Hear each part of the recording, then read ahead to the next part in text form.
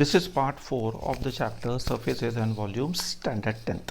Now we'll be doing some sums on problems on conversion of solids. Conversion of solids means one solid is taken, it is melted or it is joined and it is made into another solid.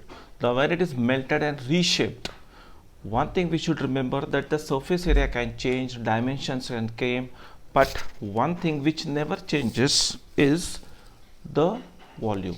So always in such cases we will equate the volume and get the dimensions of the required new shape or figure.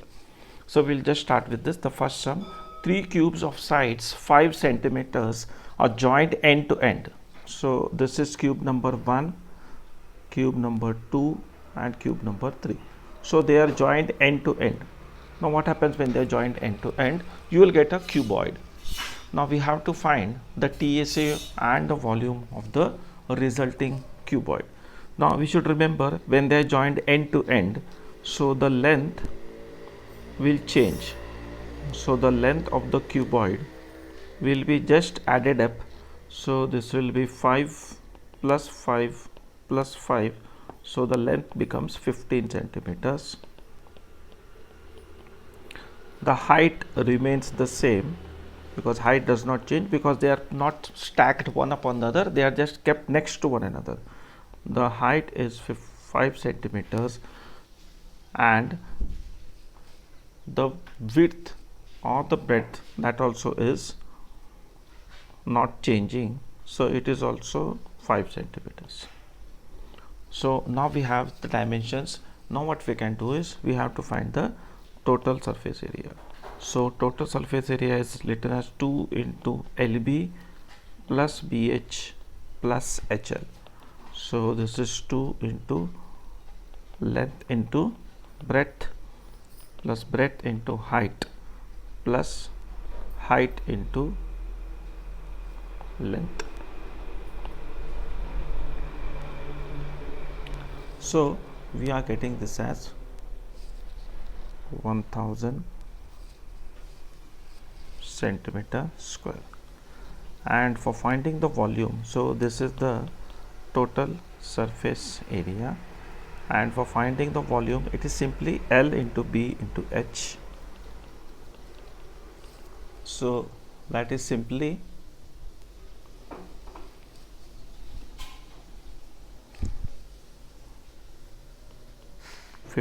into 5 into 5. So 15 5s are 75 into 5 means it is 375 centimeter cube. So these are the required results. Now we go for the second sum. In the second sum, what we have to do, the diameter of a metallic sphere is 6 centimeters. It is melted and drawn into a wire of cross section 0.2 centimeters. So we have to find the length of the wire. Now we will see that the diameter of the metallic sphere. So diameter of the metallic sphere is D1. It is given as 6 centimeters and it is drawn into a long wire. The wire is nothing but a cylinder. So that becomes a cylinder. So we have to find this D2 is given as 0.2 centimeters. Now we have to find the length of the wire. Length of the wire means nothing but length of the cylinder. Now how do we do this? So as I told you, we will be equating the volume. So this is the volume of the sphere, even though it is reshaped and recast into a wire, the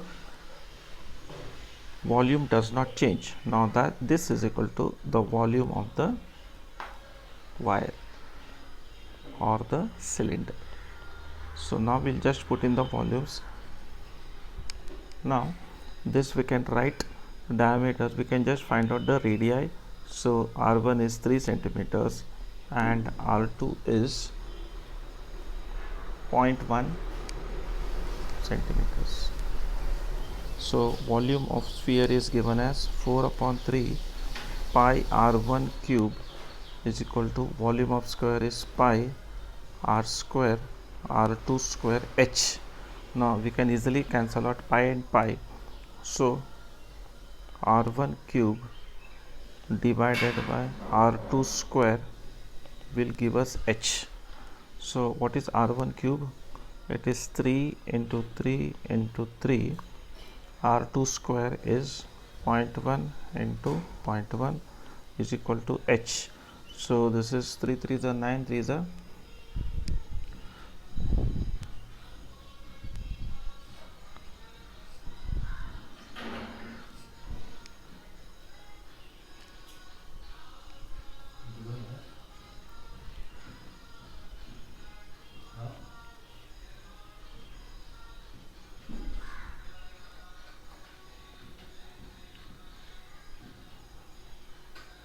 so this is into 4.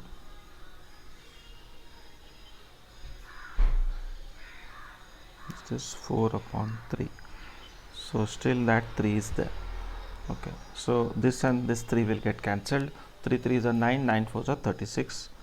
36. If we want to 1 into 1 into 100. So we are getting the height or the length as 3600 centimeters, or we can say the length of the wire is 36 meters. So this is the required answer.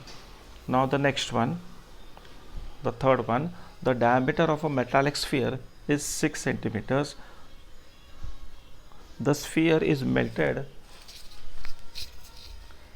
and drawn into wire of uniform cross section. It is just like the previous sum, but here what is given, the length is given and we have to find the radius. So it is again the same type of sum. So we will see the diameter of the sphere. So we will take this as d1, this is 6 centimeters, then the radius will be 3 centimeters. Then the length of the wire. Length of the wire means it is nothing but the h of the cylinder.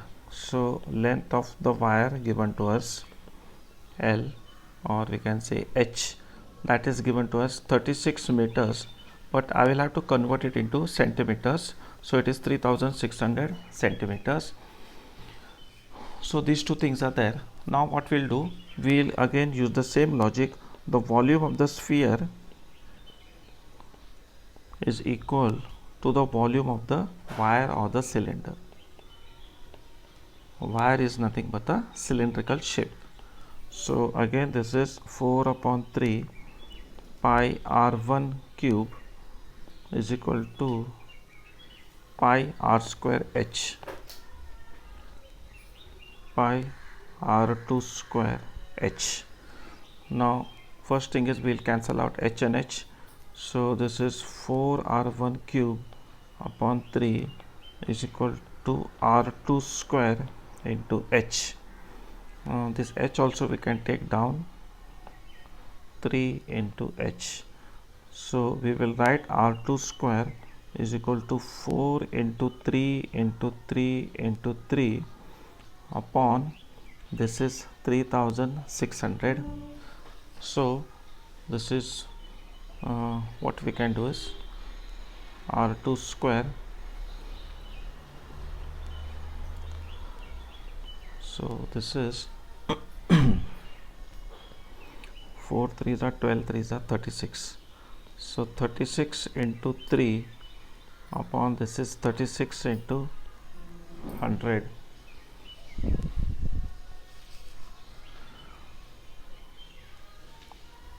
So this 36 and 36 gets cancelled,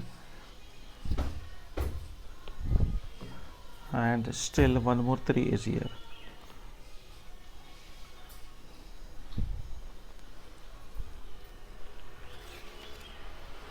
So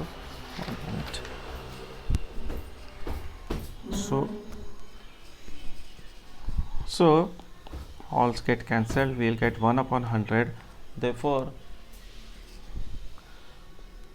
R2 square is 1 upon 100. So R2 is 1 upon 10. This is equal to 0.1 centimeter. So the required radius is 0.1 centimeters. So this we found just by equating the volumes. Now we'll go for the next sum. A right circular cone is of height 8.4 centimeters and the radius of its base is 2.1. It is melted and recast into a sphere. Now again here comes, it is conversion of solids. So what do? We have to find the radius of the sphere. So we will just write down the data.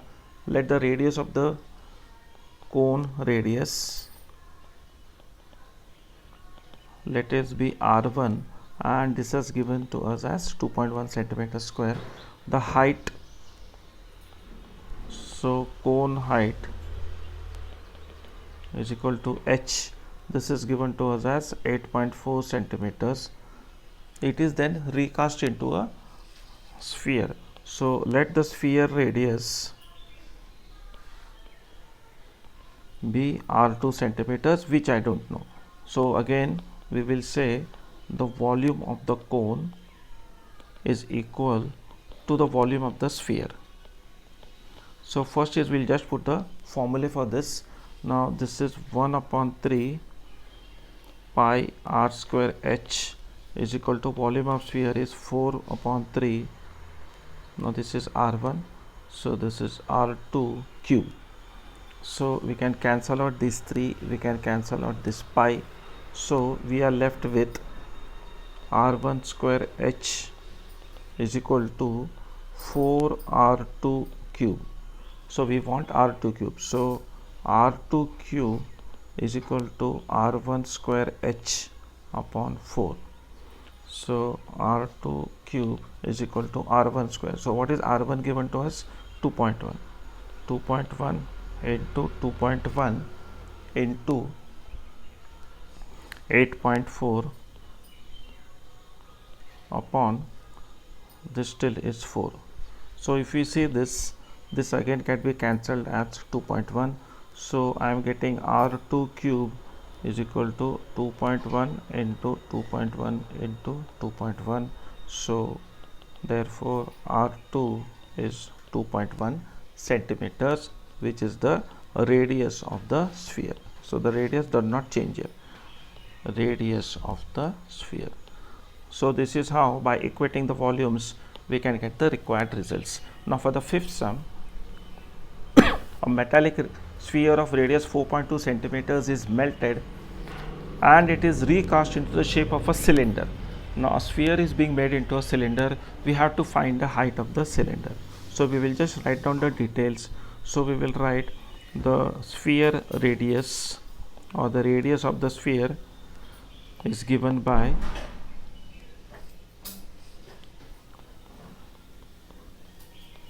R1, it is 4.2 centimeters. It is recast into shape of cylinder. Now the cylinder radius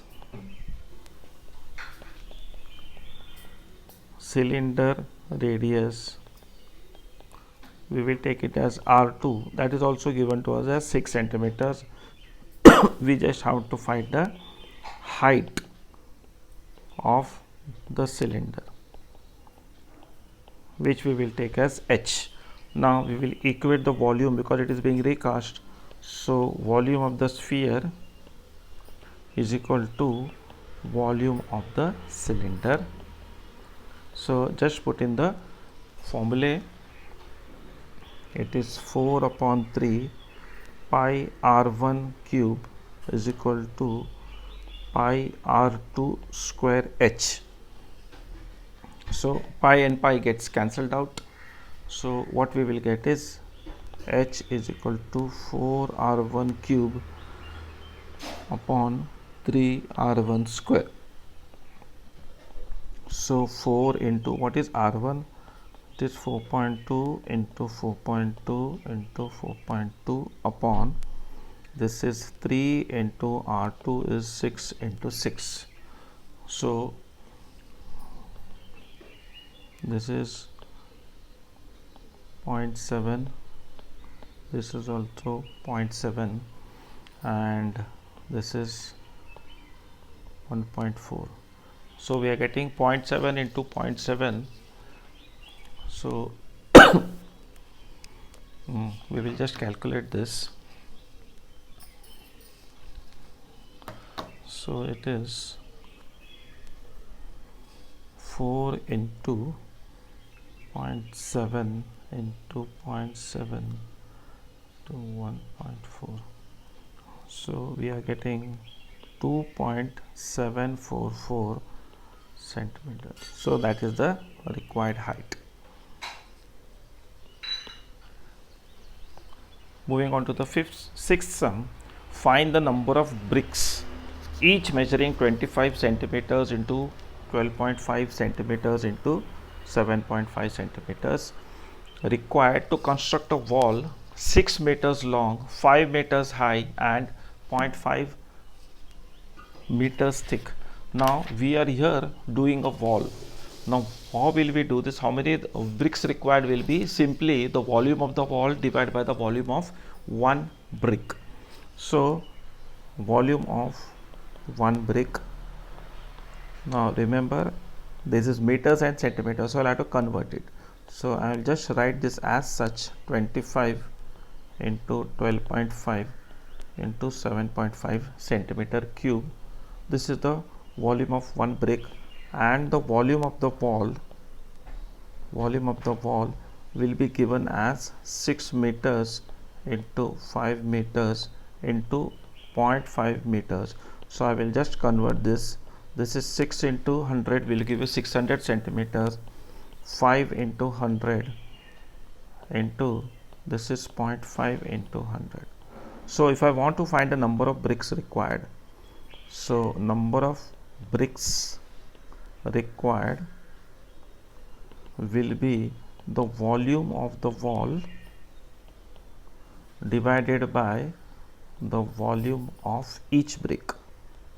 All the bricks are same in size, so the volume is also same. So we will just put this 600 into 500 into 0.5 into 100 means 50 upon, so this is 25 into 12.5 into 7.5. So what we'll have to do is 600 into 500 into 50. So to balance this two, we'll have to multiply this by 10 into 10. So now we will be having no decimals, so this is 25 into 125 into 75. Now things will become a little clear, so we can start simplifying this. So this is 125 ones are, 125 fours are, so this will be 4. Then we can do 25 ones and 25 twos is 50. Then 75 ones 75 eights is 600. So we are left with 8 into 4 into 2 into 10 into 10 is 100. So it is 6400. So we will say 6400 bricks are required. So this should be our answer. After doing this, we'll go for the seventh sum. The seventh sum is like this: 500 persons took a dip. So they had a bath in a rectangular tank which is 80 meters long and 50 meters broad. So what is the rise in the level of water in the tank if the average displacement of water by each person is 0.04 meter square? It means if one person takes a dip, the level will go up by, because the volume of one person is 0.04 meter square. So and the person, this volume, we have to divide the volume of this to get the total rise in height. So remember, this rectangular tank is nothing but a cuboid. The breadth is given, the length is given, only thing is height. How much it will rise means it is nothing but the height. So we will say so these are the dimensions of the tank. So this is the tank length. So we will say it is L is equal to 80 meters, and the tank breadth which is given to us is 50 meters, and the tank height, or the height to which water rises. So the height of which the water level rises, that is what we don't know, because if people take this, water level will automatically come up. So let it be H. Now average displacement, or average displacement means nothing but the volume of water displaced by each person is called as average displacement. So average displacement of a person, of each person, is given by 0.04 meters square, and how many people have taken dip? It is the number of persons. So 500 persons have taken a dip. So now we want the so we will say the increase in level, it is nothing but how many people have taken this. So this is directly related to the number of people taking a dip. So it means we have to just equate this volume. So we will say therefore increase in level, or the height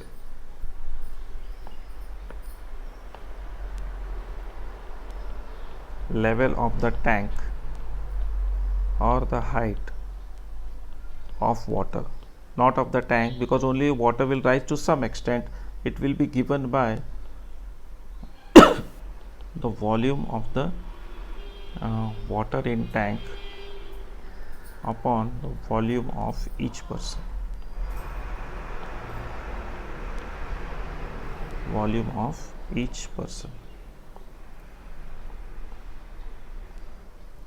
So we will say L into B into H is equal to the number of people, 500, into 0.04 is the value. So what we don't know is H. So H will be 500 into 0.04 upon the length which is given is 80 into 50, right? So this is 500 into 4. If I want to just ignore the decimal places, so 2 decimal places, so we have to divide by 4. So we will just cancel out this 5 ones, 5 tens, 4 ones, 4 20s. So it is coming H is equal to 1 upon 2 upon 200 means 0.005 meters. So the increase in water level, so we will say the rise in water level in the tank is 0.005 meters. It's a huge tank, and even though 500 people take dip, the level rises by only 0.005 meters. Thank you.